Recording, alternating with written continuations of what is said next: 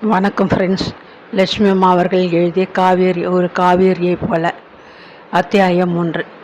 இத்தாலிய இன்ஜினியர்களால் உருவாக்கப்பட்ட அந்த புதிய நெடுஞ்சாலை மலைச்சரிவின் மீது அகன்ற நீண்டதொரு கோடு போல கண்கள் கேட்டிய தூரம் வரை ஓடிக்கொண்டிருந்தது. பனிப்படலத்தை விரட்டிவிட்டு வீசத் தொடங்கிய சூரிய ஒளியில் 3 பகுதிகளாக பிரிக்கப்பட்டிருந்த சாலையில் வண்டிகள் ஒன்றன் பின் ஒன்றாக விரைந்து கொண்டிருப்பது நன்றாக தெரிந்தது. எதிர்ப்புறமாக வரும் வாகனங்களுக்கு வேறு வழி அமைக்கப்பட்டிருந்ததால் போக்குவரத்தில் நெரிசலுக்கு இடம் இருக்கவில்லை. விபத்துகளுக்கும் வாய்ப்பு அதிகமில்லை. சாலையின் நடுப்பகுதியில் நிதானமான வேகத்தில் வண்டியை காவேரி ஓட்டிக்கொண்டு சென்றாள். பொழுது நன்றாக விடிந்து பூமி சூரியனின் பொன்னொளியில் மூழ்கி கிடந்தது. குளிர்காலத்து வெயிலை அவள் எப்பொழுதுமே வரவேற்பது வழக்கம். பச்சிளம் குழந்தை தன் பிஞ்சு விரல்களால் மெல்ல வருடுவது போல சூரியனின் வெப்பம் அவளது முகத்தை தடவியது. மனதிற்கு இதமாக இருந்தது. கண்களை இருபுறமும் ஓடவிட்டபடி அவள் வண்டியை செலுத்தி கொண்டிருந்தாள். நேட்டால் மாநிலத்தை the garden colony of South Africa என்று செல்ல பெயரிட்டு அழைப்பதற்கு அர்த்தமில்லாது போகவில்லை. எத்தனை ஒரு அழகான இயற்கை காட்சி! தனக்குள்ளே அவள் முணுமுணுத்தபடி கண்களால் அதை பருகுவது போல ஆவலுடன் இரு பக்கமும் பார்த்து கொண்டே வண்டியை ஒரே நிதானத்தில் ஓட்டிக்கொண்டு போனாள். மஞ்சள் பூக்கள் குலுங்கிய வாட்டல் மரங்கள், சாலை கருகே கனி செய்ய இடையிடையே ஊதா பூ பாவாடை விரித்த ஜகராண்டா மரங்கள் எழிலுடன் காற்றுக்கு தலையசைத்து கொண்டிருந்தன. அவைகளை தாண்டி பசிய வயல்கள், அதற்கு பின்னால் வானத்தை முத்தமிட்டபடி ஓடிய நீலமலை தொடர், பார்க்க திகட்டாத ஓர் எழில்மிக்க காட்சி. வண்டியை ஓட்ட அலுப்பே தெரியாதபடி உற்சாகமூட்டும் சூழ்நிலை. இத்தனை இருந்தும் மனதில் பூர்ணமான நிம்மதியின்றி உணர்வுகள் நொய்ய அவள் பயணப்பட வேண்டியிருந்தது.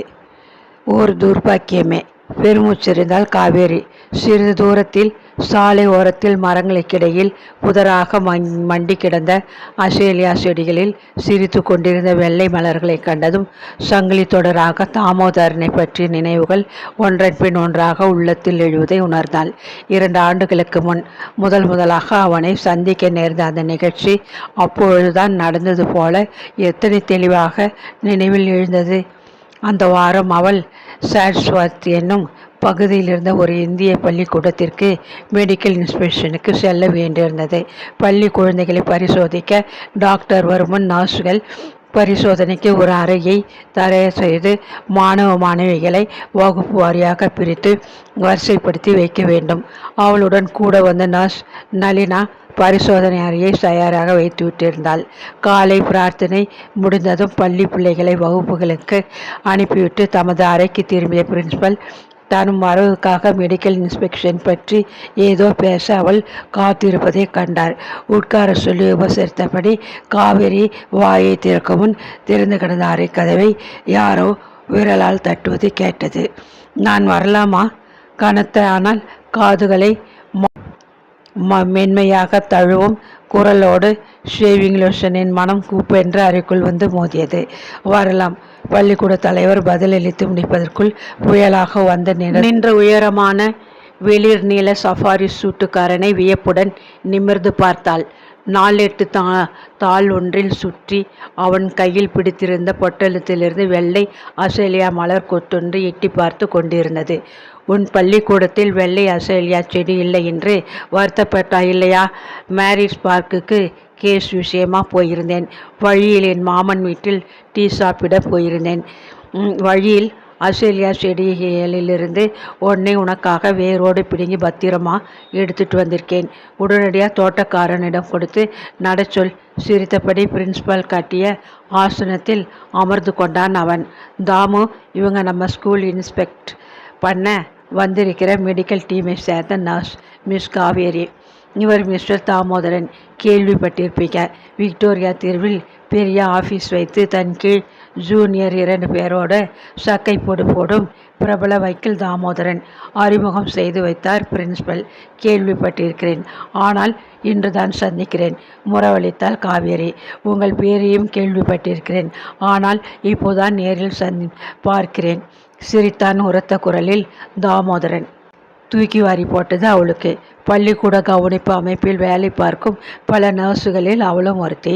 அதை தவிர அவள் அப்படி ஒன்று பிரபலமானவள் இல்லையே. குழப்பத்துடன் விழித்தாள். பயந்து போய்விட்டீர்களா? எங்கள் அம்மா போன வருஷம் தாய் நாட்டுக்கு போய் கோவில் குளமெல்லாம் சுற்றி பார்த்துட்டு வந்தாங்க. அங்கே அகண்ட காவிரியிலே பல தடவை தலைமொழிகி புண்ணியத்தை சேகரித்து கொண்டாங்களாம்.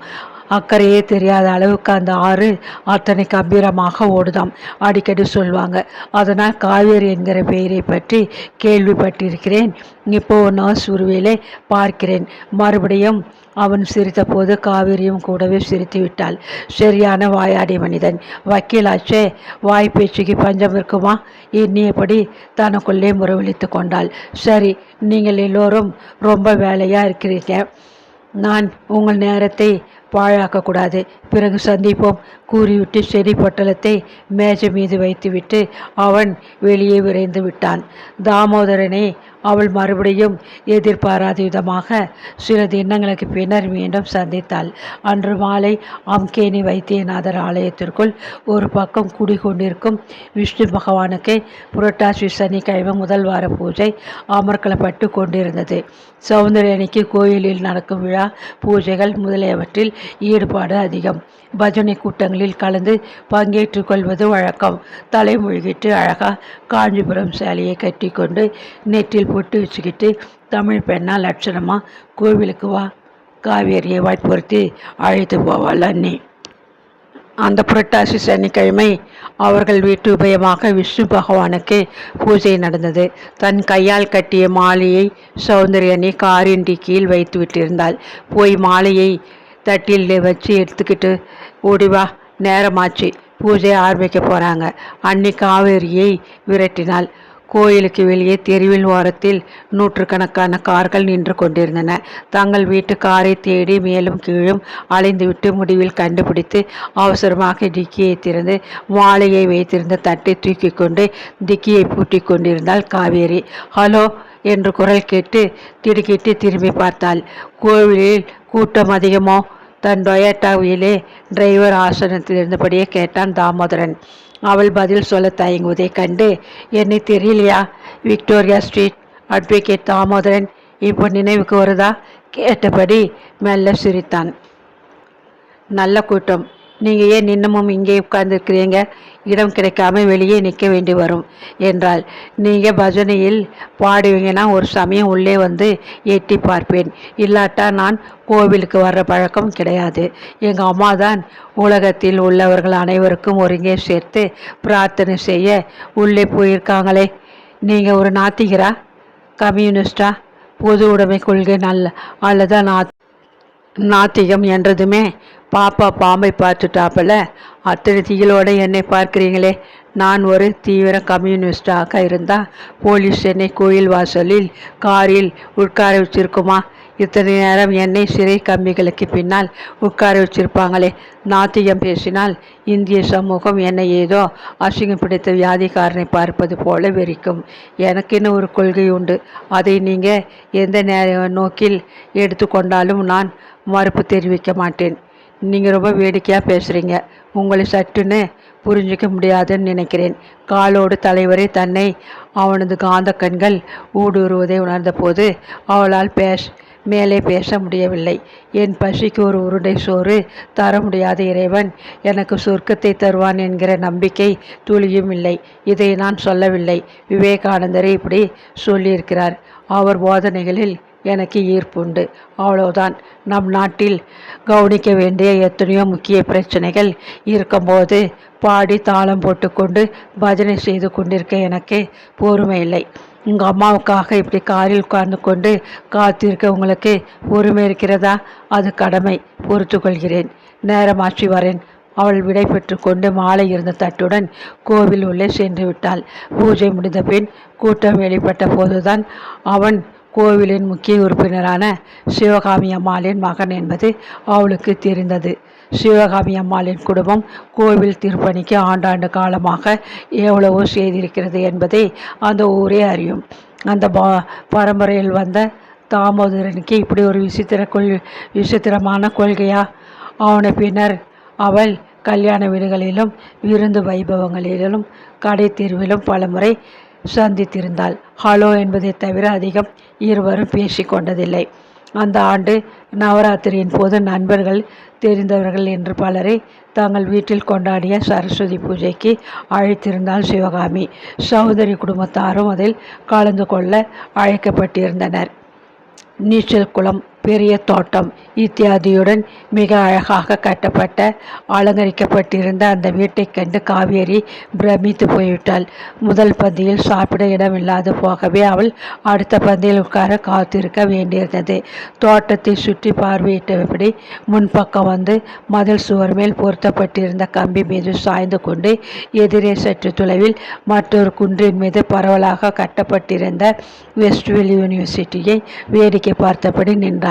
பல 100 விண்விளக்குகளின் ஒளியில் பல்கலைக்கழக கட்டடம் அலங்காரமானதொரு பெரிய தேர் நிலையில் நின்று காட்சி தருவது போல கம்பீரமாக நிமிர்ந்து வானை நோக்கி நின்று கொண்டிருந்தது. இந்தியருக்கு இத்தனை பெரியதொரு தனி பல்கலைக்கழகமான பிரமிப்புடன் பார்க்கிறீங்கல்ல? கரகரத்த குரலை கேட்டு வியப்புடன் திரும்பினாள் அவள். அருகில் தாமோதரன் வந்து நின்று கொண்டிருந்தான். கூச்சலும் குழப்பமும் பிடிக்காமல் ஊரை சுற்றிவிட்டு வரேன். இன்னமும் அம்மா விருந்து வைபவங்களை முடிக்கலை போலிருக்கு. பெருமூர்ச்சிருந்தான் அவன். இத்தனை பெரிய வீடு வச்சுட்டு இருக்கீங்க, சௌகரியமாக வாழறீங்க. அழுத்தப்பட்ட மக்களுக்காக நீங்கள் பரிந்து பேசுவதும் அவர்களது எளிமைக்காக அனுதாபப்படுவதும் கொஞ்சமும் பொருந்தவில்லையே. கொஞ்சம் துணிச்சலுடன் கேட்டுவிட்டாள் அவள். இந்த வீடு, இந்த ஆடம்பரமான வாழ்க்கை எல்லாம் 2 ஆண்டுகளுக்கு முன் காலமான என் தந்தை எனக்கு விட்டு போயிருக்கும் சொத்து. நான் சம்பாதிக்கிறேன். அதை நான் எப்படி செலவழிக்கிறேன் என்பது என்னோடு நெருங்கி வாழ்கிறவங்களுக்கு தான் தெரியும். ஒரு வக்கீலுடன் வாதாடி சமாளிப்பது சாத்தியப்படுமா? சிரித்தபடி அவள் விடைபெற்று கொண்டு உள்ளே போய்விட்டாள். சில நாட்களுக்கு பின் அவன் அவளை தேடிக்கொண்டு அவர்கள் வீட்டுக்கு வந்தான். இந்த டிப்பு சீனா செடி உங்களுக்கு பிடிக்கிறதுன்னு அம்மா சொன்னாங்க. இன்றைக்கி உங்கள் பிறந்த நாள் இல்லையா? இது என் பரிசு சொல்லிக்கொண்டே ஒரு சிறு மண் தொட்டியில் நட்டிருந்த செடி ஒன்றை அவர்கள் வீட்டு வாயிலில் வைத்துவிட்டு போய்விட்டான். பின்னர் சந்திப்புகள் தொடர்ந்தன. அடிக்கடி அவர்கள் வீட்டுக்கு ஏதோ ஒரு காரணம் சொல்லிக்கொண்டு வந்தான். ஒரு நாள் அவளுடன் தனியாக அவர்கள் வீட்டு தோட்டத்தில் நின்று கொண்டிருந்த போது சொன்னான், காவேரி, உன்னை நான் காதலிக்கிறேன். நீயும் என்னை விரும்புவதாக புரிகிறது. உன்னை கல்யாணம் செய்துக்க பிரியப்படுகிறேன். அம்மா வந்து முறைப்படி பெண் கேட்பார்கள். திடுக்கிட்டு போனாள் காவேரி. அவளுக்கு பிடித்திருந்தது. அதை வெறும் நட்பா, காதலா என்று அவள் புரிந்து கொள்ளும் முன் அவளது வாழ்க்கையில் மோகன் குறுக்கிட்டு அவள் மனதை ஈர்த்து கொண்டு விட்டிருந்தான். ஐயோ, இது என்ன தொல்லை! அவள் குழப்பத்தில் தவித்து போனாள். முறைப்படி பெண் கேட்க சம்பிரதாயத்தை விட்டு கொடுக்காது சிவகாமி அம்மாள் சில சுமங்கலி பெண்களுடன் ஒரு நல்ல நாளில் வந்திருந்தாள். பெரியண்ணா அவளிடம் மரியாதையாக தான் பேசினார். ஆனால் கண்டிப்பாக சொல்லிவிட்டார், தாமோதரனின் அரசியல் கொள்கையில் தங்களுக்கு ஒத்து வராது. அதனால் பெண் தருவதற்கில்லை. அதற்கு பெண் பள்ளிக்கூடத்தில் சந்தித்து காதல் கொண்ட பள்ளி ஆசிரியர் மோகன் பெண் கேட்டபோது அண்ணா மகிழ்ச்சியுடன் ஒப்புதல் கொடுத்தார். நிச்சயதார்த்த வைபவம் நடக்கும் முன்னரே அண்ணா நோயுற்று இறந்து போனார். 1 ஆண்டு காலம் கழித்து லோகேந்திரன் தங்கை கல்யாணத்தை அடுத்து நடத்த ஏற்பாடுகள் செய்து நாள் குறிப்பிட்டு எல்லோருக்கும் திருமண அழைப்பு அனுப்பிய பின் திடீரென்று நடக்கவிருந்த கல்யாணம் நின்று போனது. தாமோதரன் அவளுக்கு பரிசாக தந்துவிட்டு போன அந்த செடி ரோஜா வண்ண மலர்களை சொரிந்து கொண்டு வீட்டு வாசல் முகப்பிலே இன்னமும் ஓங்கி உயரமாக நின்று கொண்டிருந்தது. ஆனால் அவன் அவளுக்கு வழங்க இருந்த திருமண வாழ்க்கை பெண் கேட்க வந்த நாளே நசிந்து போனது.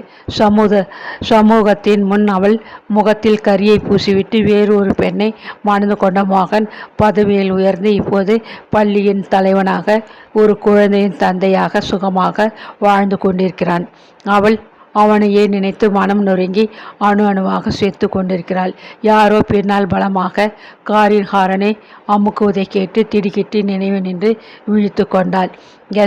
எக்ஸ்கோட் என்னும் ஊரின் எல்லையை சமீபித்து விட்டதை உணர்ந்தாள். களைப்பு தீர பச்சை தண்ணீரில் முகத்தை கழுவி கொண்டால்தான் மேலே வண்டியை ஓட்ட தெம்பு ஏற்படும் என்ற எண்ணம் தோன்றவே அவள் காரை அந்த பெட்ரோல் கேரேஜின் முன் கொண்டு வந்து நிறுத்தினாள்.